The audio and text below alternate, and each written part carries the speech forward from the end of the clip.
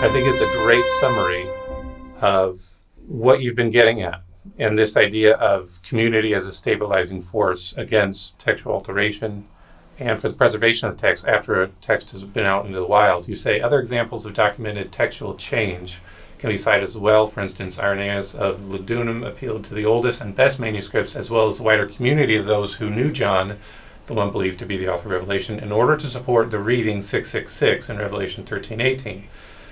Once a manuscript was circulating, it was impossible to make any changes to the text, and this worked in both directions. Any who wished to tamper with the text could only do so in their own copies.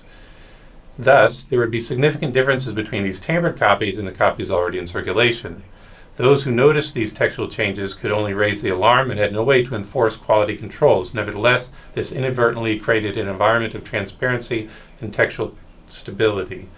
You're touching on here on one of the big emphases, I think, in the debate about New Testament textual criticism and the status of the New Testament text, and that is the long-livedness, the stickiness of New Testament readings. It is true that if you take a manuscript and you copy it down and you get a copy and then that gets a copy and that gets a copy, you're going to get a lot of copies with variants.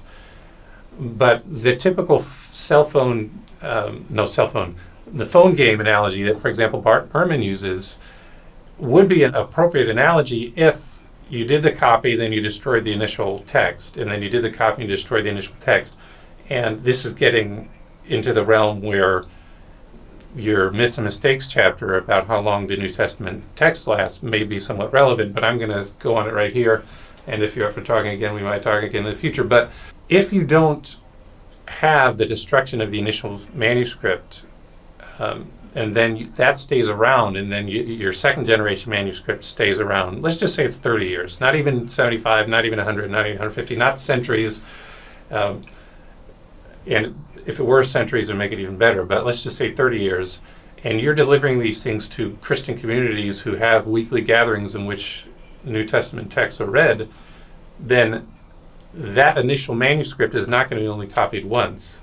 It's going to be copied, even in the initial version, it's going to be copied out and sent to multiple Christian communities, in which case, let's just say that there's 10 sentences in your gospel, and every time, and you're going to send it to 10 communities, and every time you copy it, there's an error introduced just in one of the sentences, and it's always a different sentence. So you have 10 second generation copies from the first generation copy. First copy has an error in sentence 1, second copy an error only in sentence 2. When you then gather those 10 copies, you're going to be able to discern that there's 9 second generation testimonies against the one reading. And then for the sentence 2, you're going to have 9 in agreement against the one that has the error in sentence 2.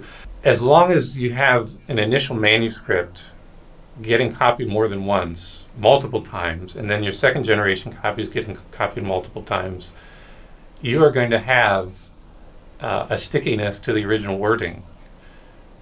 And what you're getting at here with the quote that I just gave, I'm going to go back to it. You say, once a manuscript was circulating, it was impossible to make any changes to the text, and this would work in both directions. Any who wish to tamper the text could only do so in their own copies. Thus, there would be significant differences between these tampered copies and the copies already in circulation. To me, that just pushes aside the idea that Bart Ehrman's phone game analogy is actually a true analogy. Yes. Yes.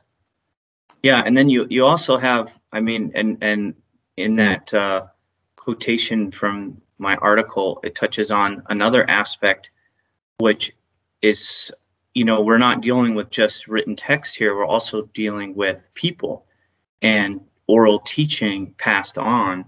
So these texts are read in churches, hundreds of churches all over the empire, the Roman Empire, for generations and generations. So, and John even, or excuse me, Irenaeus even mentions that when he's dealing with that variation with the mark of the beast, where it's also not only the manuscripts but also the tradition passed down that this is what the mark of the beast was. So you have multiple layers there, the written text and also the common read version that everyone is listening to, and what is being preached on. So you might have obviously some variation, and this is where it plays into Michael Holmes' definition, where you have micro level fluidity. So there's tons of room in there for lots of fluidity at the zoomed in level, sentence, word order, maybe synonyms, things like that. But the overall structure and teaching, in the written form, but also even verbally as it's being taught, any kind of major changes would be something that would be noticed either in the written form, if it's copied out incorrectly, but also if it's verbally, orally proclaimed incorrectly, whether heretically or just inaccurately. Thank you for listening. Credible Faith is a global missions-minded apologetics ministry with content available in 7 different languages across 7 websites: German, Russian, Italian, French, Spanish, Portuguese, and English. If you would like to support the global apologetics work of Credible Faith, go to crediblefaith.org and click on the donate icon. If you would like me to give an apologetics workshop or participate in a debate at your university, or if you would like me to give a Great Commission missions conference or apologetics conference at your church, get in touch with me through the Contact Us section of the Credible Faith website. You can also submit a request through the website to get Credible Faith's monthly email.